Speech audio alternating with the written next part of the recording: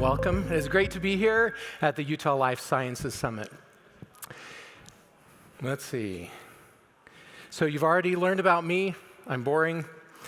I love the Utah mountains. I love these Wasatch Mountains here. How were these Wasatch Mountains formed? Who can tell me? Let me see a hand. Okay. Just go ahead and say it.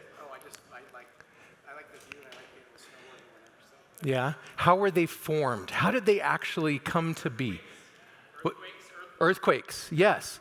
Tectonics. Okay, so there's these tectonic shifts. There's these tectonic plates all around the world that are constantly moving and changing.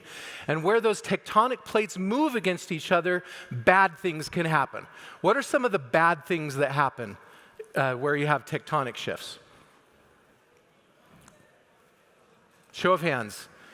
Anybody? Earthquakes. That's a really bad thing. What else? Landslides. Volcanic eruptions, right? There's lots of bad things that happen. But there's also great things that happen as a result of tectonic shifts. Who can tell me something good that happens from a tectonic shift?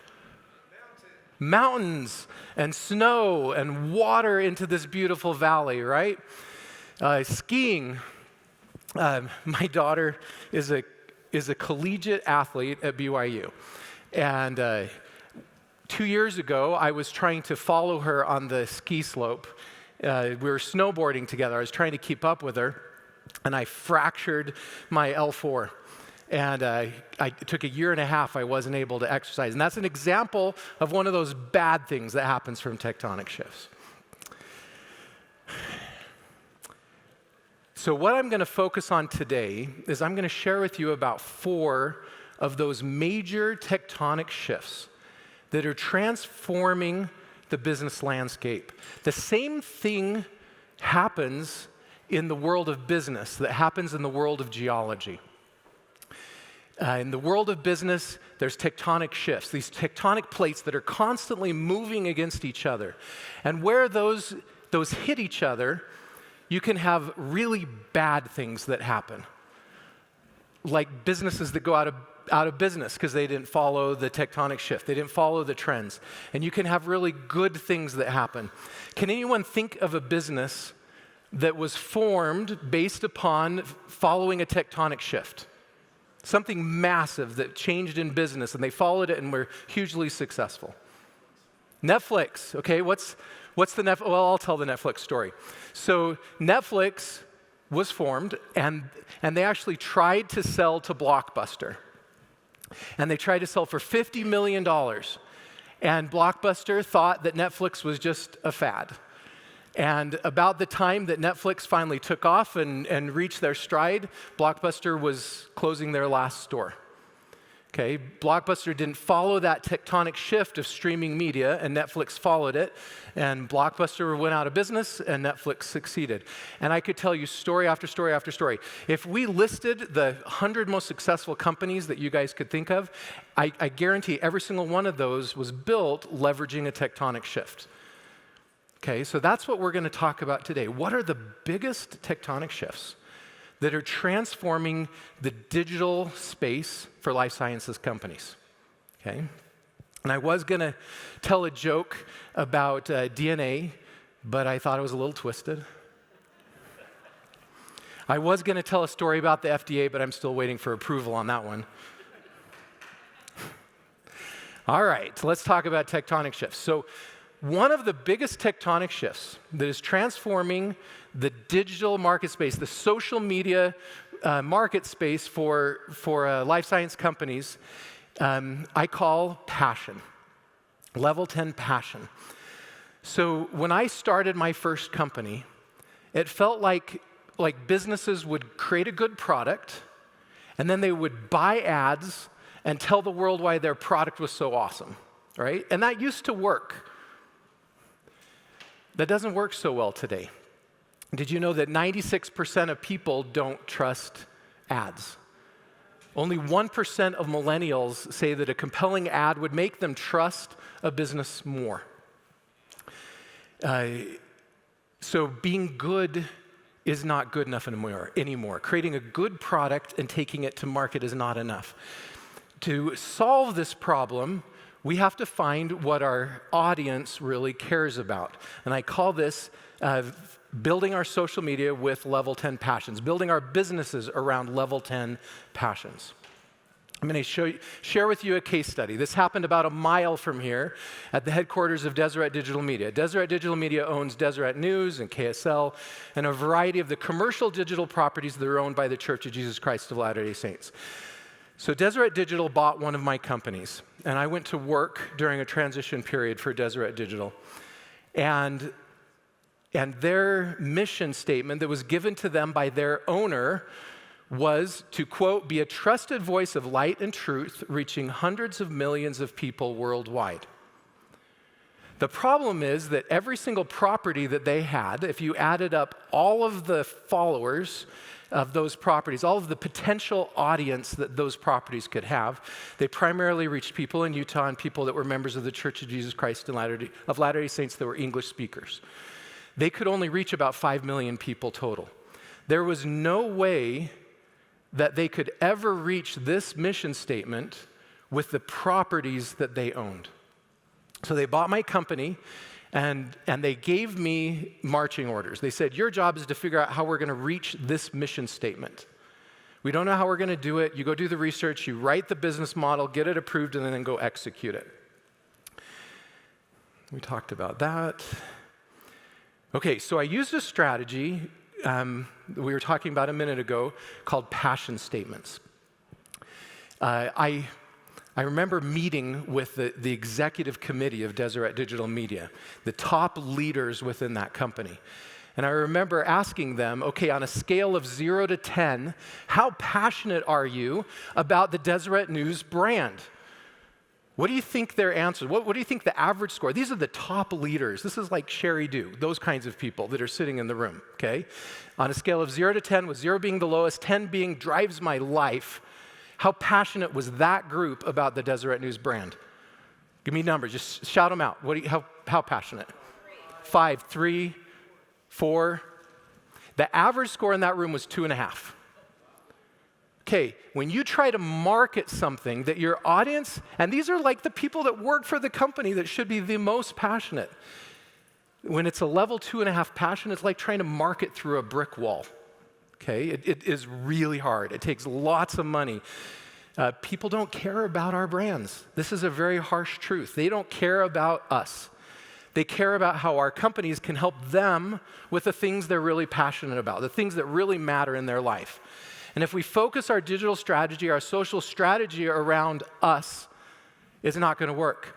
At that time, Deseret News their biggest social channel was the Deseret News Facebook page. And I think it had like 10,000 followers on it. Even the guy that ran the Deseret News page didn't follow the Deseret News page, right? Because they were pushing all of the Deseret News content into one page.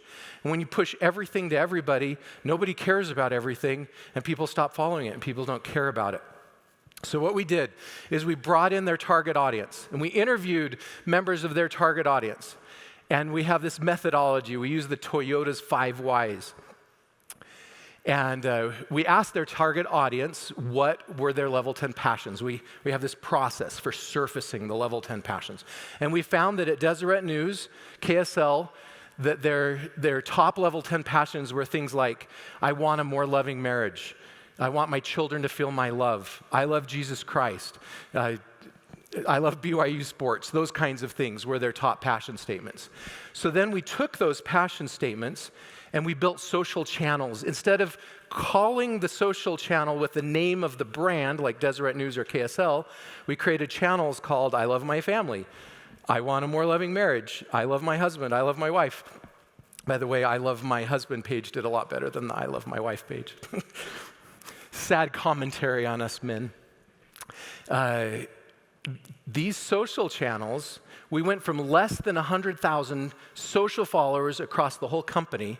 In less than 2 years, we reached 130 million social follows. That's just a picture of the amazing team that helped execute that. Just over there in that Deseret News building where that picture was taken. We reached 40 million monthly comments, likes, and shares. According to Unmetric, this was more engagement than any publisher in the world at that time. More than Disney, more than Huffington Post, more than Washington, whatever, New York Times. The websites, we created a series of websites from scratch that reached 280 million monthly uniques with this strategy. This is the most effective social media strategy on the planet, period. Nothing has generated more results than this strategy that I'm aware of. And the concept is you find the level 10 passion of your target audience, and then you build everything around that. You find out what they really care about, what really drives their lives, and you make your social channels and your messaging and your content, everything that you're doing around that. It's not about you, it's about what really drives the life of your target audience. Okay? That is tectonic shift number one. Good is not good enough anymore. We must find and focus completely on the level 10 passions of our target audience. Yeah, we won't go into this. Okay.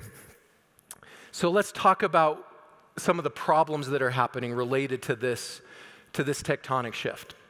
So unfortunately, many life science companies, they fill their social media with things about them, right? They fill it with jargon, they fill it with data dumps, corporate press releases, graphics nobody understands. These are examples of what not to do, what is not a level 10 passion of your target audience. The core truth is that people don't buy science itself, they buy what science can do for them personally, what's in it for me. So this is a big shift. Social media is not for academic validation. It's not for impressing reviewers. It's not for technical documentation. It is for trust. It is for human connection. It is for storytelling. It is for building familiarity over time. So rule number one that I want you to remember is if a 9th grader can't understand it, it won't spread socially. If you're posting anything that cannot be understood easily by a 9th grader, it's wrong. It shouldn't be posted, right? You've got to put it in a format that is easily understandable by a 9th grader. What do audiences really care about? They want to know why this matters to them, who it helps, what problem it solves, what makes this better than the old way, and why you are the team, you're the one that they should trust. So one of the most effective ways to do this is think story first, science second. Start with a problem, the human pain point, tell why the old solution fails, focus on your breakthrough, and then why it matters for them. Okay, that's the format that will work so much better than just posting those white papers.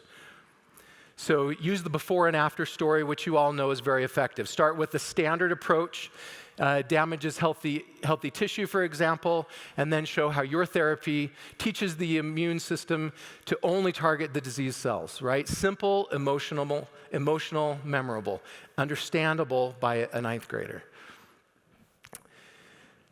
What does not work, right? Don't do ads, don't do promos, don't do white papers. That's not what social media is for. Remember, 96% of your customers don't trust your ads. 77% of your customers don't trust essentially anything you say about your company. Only 1% of millennials are even going to trust you more because of a compelling ad. That is not the way to get where you want to go. It's your clients explaining what excites them on camera, on whiteboards, in the labs. Authenticity beats polish always. Sometimes businesses try to create these perfect videos, right? And just like people don't trust ads, when businesses create perfect videos with perfect actors and actresses and perfect lighting and perfect makeup, right? What happens? It feels like a corporate ad, and it's not trusted. And if you look at what really goes viral on YouTube, it's the things that are real. It's the things that are authentic, the things that are imperfect. Imperfection brings credibility. So I recommend that you show the humans. You show them in the labs, even if it's messy, even if it's noisy. I recommend you go into your customers' homes and get them to tell their stories of how your product changed their lives. Don't try to film it in some perfect podcasting studio.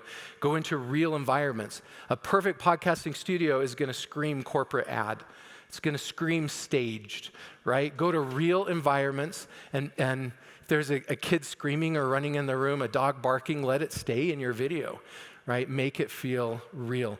A lot of businesses are purposely filming videos on iPhones now instead of with expensive camera equipment so that it's credible. This builds trust, this drives investment, partnerships, hiring, lots of things. Okay, so we've talked about the first tectonic shift. And that was passion marketing, finding the level 10 passions and building around that. What's in it for them? What really drives their life? The second tectonic shift I want to talk about today that will drive your digital marketing strategy and your social media marketing strategy is credibility marketing. Credibility is one of the biggest reasons people use social media today. So we talked about 77% of people don't trust what businesses say about themselves. 96% of people don't trust ads, 1% of millennials, we've talked about this. Here's a quote from a great Utah native, one of the greatest. Stephen Covey says, "Low trust causes friction. Whenever it is caused by unethical behavior or by ethical but incompetent behavior, low trust slows everything, every decision, every communication, and every relationship." So what are some of the problems? What are some of the reasons, the causes of this credibility gap? Businesses are perceived as biased and not credible. Customers don't trust ads. Customers are seeking information from credible sources. And the internet gives us way too many choices. When I was a kid, I lived in Arizona. Anyone from Arizona? Anyone else grow up there? Yeah, one? And when I had a little bit of extra money, I would go to Fiesta Mall in Mesa, right? And I'd buy something. And there maybe were 40 or 50 stores in Fiesta Mall. And I had a few choices of where I could spend my money. Today, if I have a little bit of extra money, and let's say I just go to Amazon, who can guess how many products are currently sold just on Amazon on one website? 350 million. Just on Amazon. And think of all the other websites that are out there. And then when you find a product you like, you can go into the Google search for products, and you can put in that specific product, and it will help you find all of the different places that sell it and give you the best price on the internet. With every extra dollar that I used to have, there were a few choices, okay? Now, with every dollar that I have, there are millions and millions of choices. When I was a kid, we had a black and white TV. And we had 4 stations there in Phoenix, Arizona. And I remember how excited I was when Channel 45 came out and we got our 5th choice. When I wanted to watch TV, I could choose 5 from 5 different choices. Today, when you have an extra hour, how many choices do you have of what you can watch? Yeah, with all the different streaming services, Disney Plus and Netflix and everything, and YouTube, right? You literally have millions and millions of options for every hour that you have. And that's where your consumers are at. Being good is not good enough. This internet, like Amazon and like streaming services, right? They're giving us too many options. These are causing this credibility gap. A lack of trust is your biggest expense of your business. Let that sink in for a second. A lack of trust is your biggest expense in your entire business. Okay, so how do we bridge this credibility gap? So we have spent probably 8 years, 10 years developing what we call the credibility marketing framework. We went and found every single book that we could possibly find on trust and business, and we put together these 12 steps. For example, first, a business has to be credible. You have to do what you say you're going to do and provide a great product. The second one is you have to use passion marketing. You have to build your business around something that they really care about, or they're not going to trust it. The next one is you have to own a platform. You can't just use other people's platforms. You have to be the source of your information. You can use the other platforms, but you need to bring them back to your own platform. You have to provide value first before you sell. You have to become an influencer yourself and become a thought leader. You then use your customers as influencers. We know that this strategy works, right? How many of you would like more 5-star reviews? Right? That's strategy number 6. Every CEO wants more reviews, and they know that works. How many of you would like more influencers to talk about your product? Right? That is number 7, industry influencers. How many of you would like more testimonials from your company? And you know, if you put more video testimonials on your website, that would work, right? That's number 6 again, customer testimonials. Like this, we all know that these strategies work, and they work because it's credibility marketing. Instead of me going to the world and telling the world why I'm so awesome, this is allowing people that have more trust than me to tell the world that I'm awesome. This works in so many areas of our life, right? Let's say you were in the dating world again, and somebody referred you to someone of the opposite sex to date. What's going to be your chance of success with that person compared to just meeting them cold, right? A referral from a trusted source gives you a much better chance. A referral in a sales lead, right? If one of your customers refers a friend, you've got a lot greater chance to do that, to close that sale. I remember on my mission, right? If a member of the church referred somebody and I had a chance to teach that referral, we baptized about 50% of those people, right? When we get referrals from trusted sources, that credibility flows through to us, and our chance of success goes way up. So this is the credibility marketing framework. We did research around this, where before, only 23% of people trusted what a business said about themselves. Your customers say that 96% of them say that they are likely to trust a business that follows the credibility marketing framework. Okay? This is one of the biggest tectonic shifts you're facing as a business today, and this is the solution. When we implement this solution, customers are willing to pay more. 90% of customers are willing to pay more for something when it comes from a brand they trust. 92% of B2B buyers are more likely to purchase after reading a trusted review. And trusted companies generate 286% more return to their shareholders than low trust companies. Okay, this strategy matters. AI is the biggest tectonic shift today, but the second biggest for sure is credibility marketing. This is the second biggest issue that we're facing as a business, as businesses that we need to solve. Okay, the third tectonic shift that I want to talk about is podcasting. Now, when I talk about podcasting, I'm not just talking about recording audio and posting audio. I'm talking about starting with a video. I'm talking about repurposing it into 8 to 10 different types of content and syndicating it out there to all sorts of different platforms, audio, video, social, blog, newsletters, emails, all over the place. But starting with a podcast. Podcasting was a $24 billion industry in 2023. It's projected to grow 500% to be a $130 billion industry by 2030. This is one of the biggest tectonic shifts that is affecting businesses today and the greatest opportunities. Many benefits of having a podcast, reaching much larger audiences and maybe larger audiences in geographic regions, building authority and credibility, being a thought leader in your niche, giving your customers lots of value before you try to sell. A lot of businesses, they get a lead and they immediately try to close that lead, right? And then they wonder why they have a 0.03% return on their cold email sendouts, right? It's like, for the Utah audience, it's like going to a youth dance, right? And seeing a pretty girl that you like and walking up to her and asking her to marry you, right? What's the chance of success with that? Hopefully zero, right?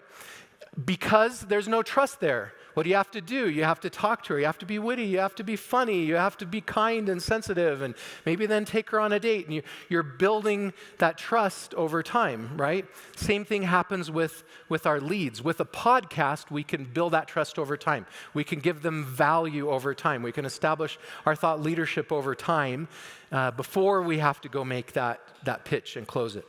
With a podcast, we can increase revenue from our current products and services. We can invite some of the best potential customers or business partners in the space to be guests on our show, right? Get them to know us, like us, and trust us before we ever have to try to sell them. With a podcast, we can own our own platform. With a podcast, we can build relationships with the leading influencers and experts and authors in the space. With a podcast, we can get invited to speak at more events. This is one of the secrets. How many CEOs want to speak at more events, right? The secret is event planners want to invite influencers to be their speakers because the influencers promote the events and put butts in the seats, right? Podcasting can boost our SEO, grow traffic to our sites. And podcasting can help us generate many different revenue streams, courses, memberships, sponsorships, etc. So when you start with a podcast, we talked about this, you can repurpose it into many different forms. Podcasting, like I said, helps you own your own platform. So imagine building a skyscraper and building it on land you didn't own. Maybe you were leasing the land. Maybe it was someone else's land, but you didn't own it. What is the chance you're going to be able to keep that skyscraper long term? Probably close to zero. But too many businesses today, they build their skyscraper, they build their business upon platforms they don't own. They build their businesses on YouTube, they build their businesses on Facebook, on Instagram, on Amazon. And then what happens? Those platforms change the rules. It happens all the time, constantly. And they change the rules to not be in the best interest of their creators. They're constantly changing the rules to be in the best interest of their shareholders.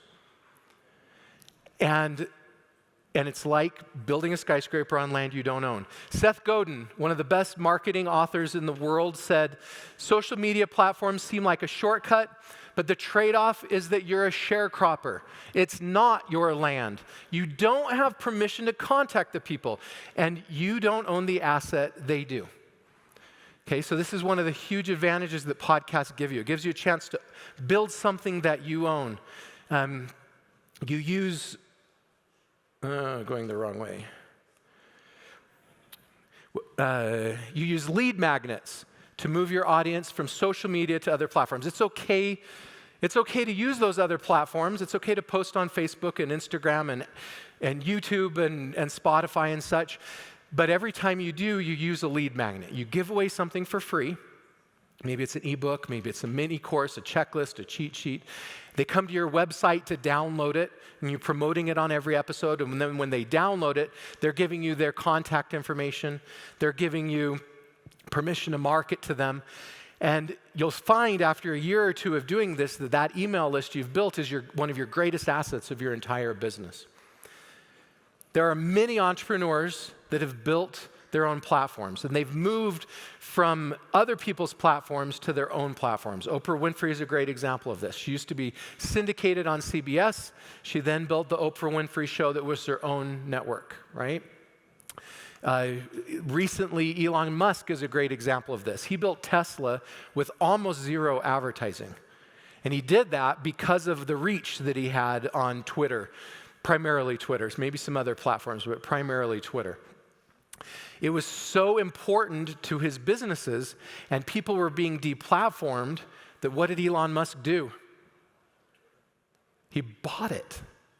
That's why he bought Twitter. He didn't buy it because Twitter was making a lot of money. He couldn't afford to lose that platform.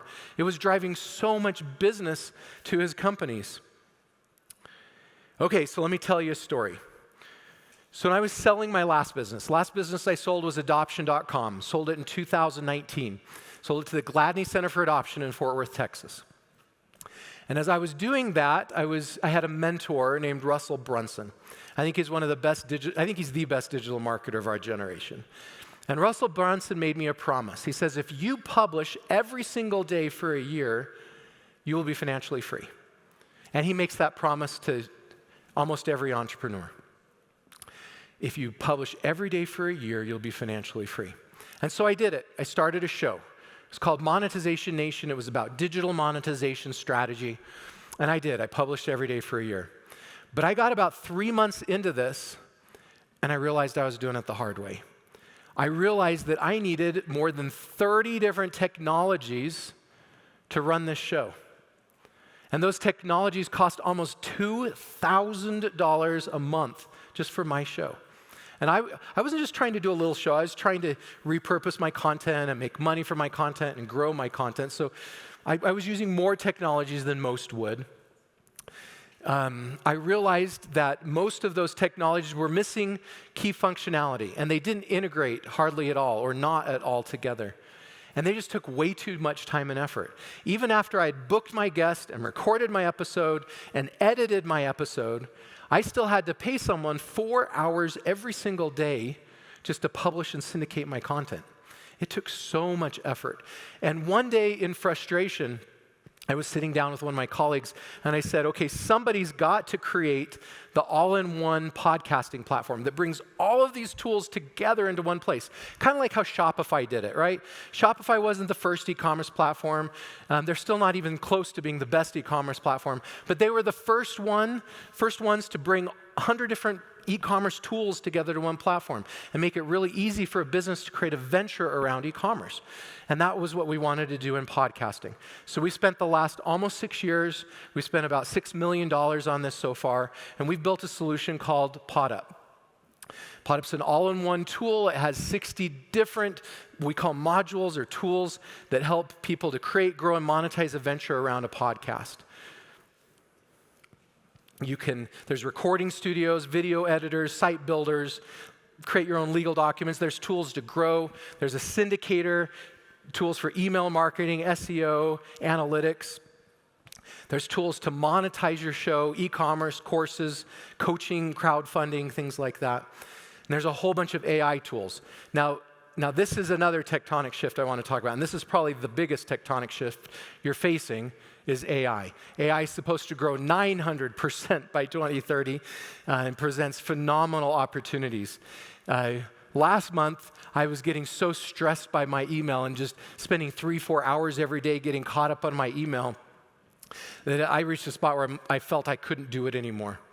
And a good friend gave me the idea, actually my beautiful wife, gave me the idea of using an AI tool to help me with my email. It's called Superhuman. And with Superhuman, I can do my email in way less than half the time. And the last 5 days, I've been hit email 0 every time. There's just ridiculous potential in AI to help us accomplish our jobs more effectively. I'll give you an example of that in our technology. I'll just show you one of the tools. It's the repurposer. So imagine using our repurposer tool, and you've just used our recording studio and you filmed a video, and then you go in and you hit a button to use our repurposer tool on that video you just recorded. And you give it like 2 minutes or 3 minutes, and it then spits out over 20 different pieces of content for you. It edits your video for you in many different ways. It does audio enhancement. It removes background noises. Or can do those kinds of things for you. Imagine that it can create your blog post for you, write your show notes for you, create your little reels and shorts for you, give you your keywords, give you your hashtags, give you, maybe dozens of different pieces of content all from one tool. That probably saves you 4 or 5 hours for every single episode that you produce. And that's just one of 60 modules that we have in PodUp. But some businesses come to me and they say, okay, I know I need a podcast, but I don't have time. Can I just record the episodes and you do it for me? And so we had so many people that asked us to do that we created an agency, a podcasting agency, a done-for-you marketing, creation, marketing, and monetization agency called Pod Allies. What makes us different is we have this software that's pot up that has 60 different tools. We have AI that lets us do it faster. We have a team in India, in Jaipur, India, that is incredibly talented. We can do it at a much higher quality and a lower cost than anyone we're aware of. At Pod Allies, you have a team of 9 different people that are experts that are working on each of your different episodes and doing it for a fraction of the cost of what it would cost you if it was done here in Utah. So if you're interested, you can come talk to me afterwards. We can give you a free ebook on how to monetize a podcast and a free podcast monetization strategy.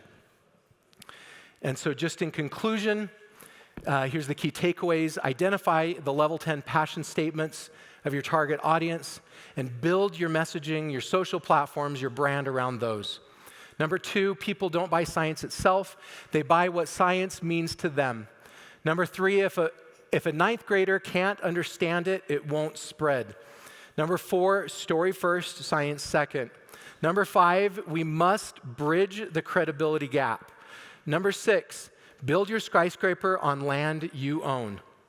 Number 7, use lead magnets to pull your audience from other social media platforms to your platform.